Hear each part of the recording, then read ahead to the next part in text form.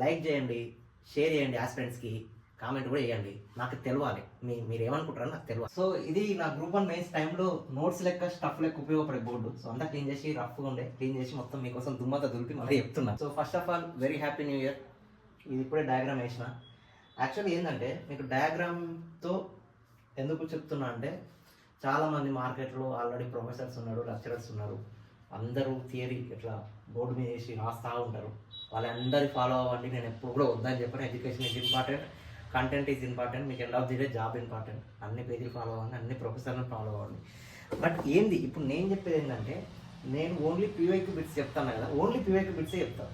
ఈ సోదంతా చెప్పా, థియరీ మొత్తం నేను చెప్పాను. ఏమేమి ఇంపార్టెంటో ఇప్పుడు అది చెప్తా. ఎందుకు డయాగ్రామ్ అంటే దీన్ని మైండ్ మ్యాప్ అంటే ఎందుకు డయాగ్రమేటిక్గా చెప్తున్నా అంటే ఇప్పుడు మీరు 10th క్లాస్లో lungs diagram, kidney diagram, next leaf ఆర్జెంటల్ section, ఆకు అడ్డుకోత అని ఉంటుంది. ఇట్లా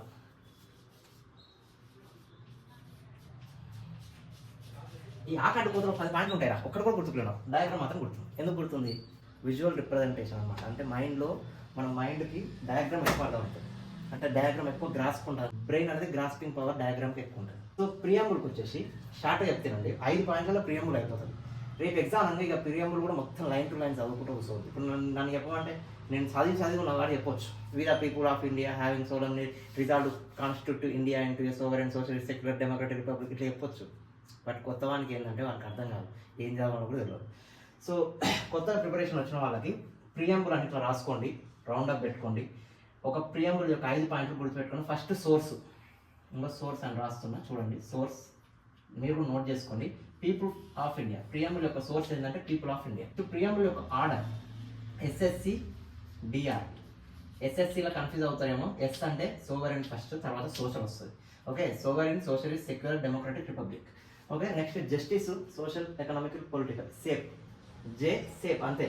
లిబర్టీ, టేఫ్ అంటారు, TEBFAW. Okay, thought expression believe ఉంది కదా అదన్నమాట.